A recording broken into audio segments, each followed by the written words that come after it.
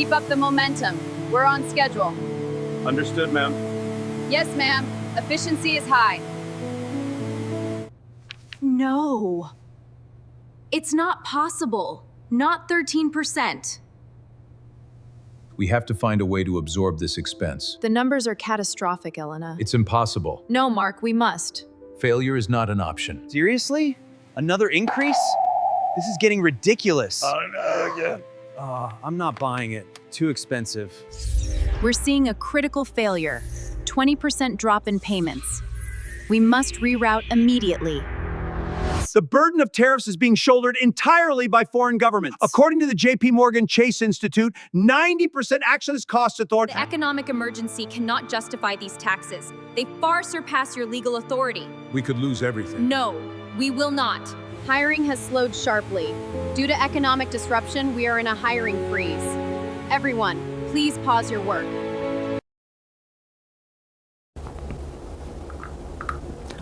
Tsumanおじ今日のニュースを読みます。Associated Press. Tariffs paid by mid-sized U.S. firms tripled last year. New analysis from the J.P. Morgan Chase Institute shows. By Josh Bork, February 19, 2026. Washington. Tariffs paid by mid-sized U.S. businesses tripled over the course of last year. New research tied to one of the American leading banks showed on Thursday more evidence that President Donald Trump's push to charge higher taxes on imports is causing economic disruption.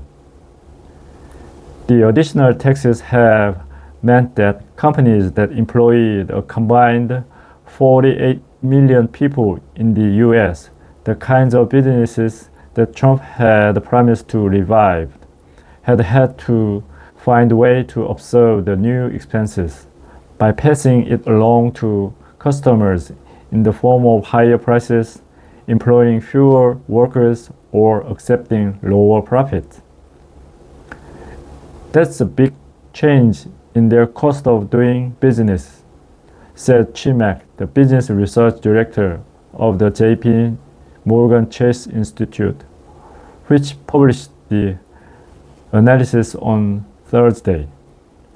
We also see some indications that they may be shifting away from the transacting with China and maybe toward some other regions in Asia.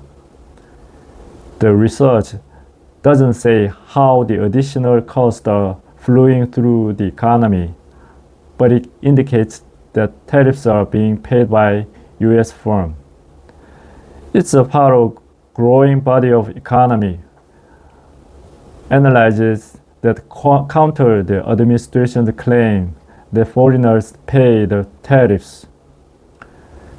The J.P. Morgan Chase Institute report used the payment data to look at businesses that might lack the pricing power of large multinational companies to offset tariffs, but may be small enough to quickly change the supply chain to minimize exposure to the tax increases.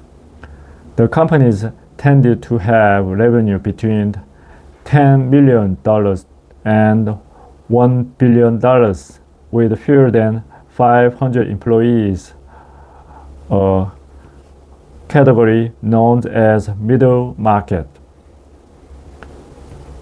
The analysis suggested that the Trump administration's goals of becoming less directly reliant on Chinese manufacturers has been occurring.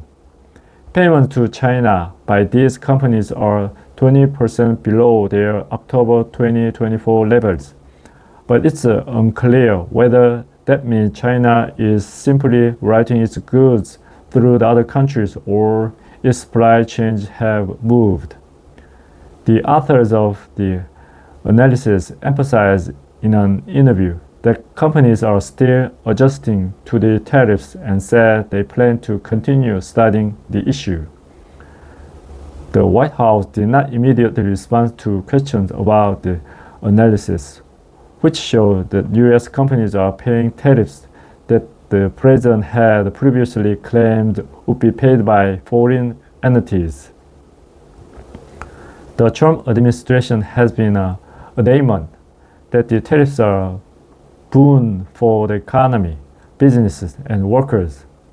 Kevin Hassett, director of the White House National Economic Council, lashed out on Wednesday at research by the New York Federal Reserve showing that nearly 90% of burden for Trump tariffs fell on U.S. companies and the consumer. The paper is an embarrassment, Hassett told CNBC. It's, I think, the worst paper I've ever seen in the history of the Federal Reserve System. The people associated with the paper should presumably be disciplined. Trump increased the average tariff rate to 13% from 2.6% last year, according to the New York Fed researchers. He declared that tariffs on same items like steel, kitchen cabinets, and bathroom vanities were in the national security interest of the country and declared an economic emergency to bypass Congress and impose a baseline tax on goods from much of the world last April at an event he called Liberation Day. The high rate provoked the financial market panic, prompting Trump to walk back his rates and then engage in talks with multiple countries that led to a set of new trade frameworks. The Supreme Court is expected to rule soon on whether Trump surpassed his legal authority by declaring an economy emergency. Trump was elected in 2024 on his promise to tame inflation, but his tariffs have contributed to voter frustration over affordability.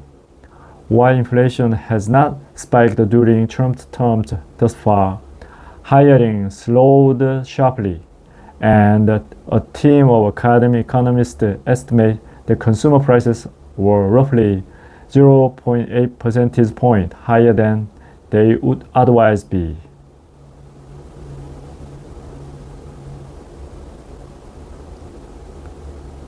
以上です。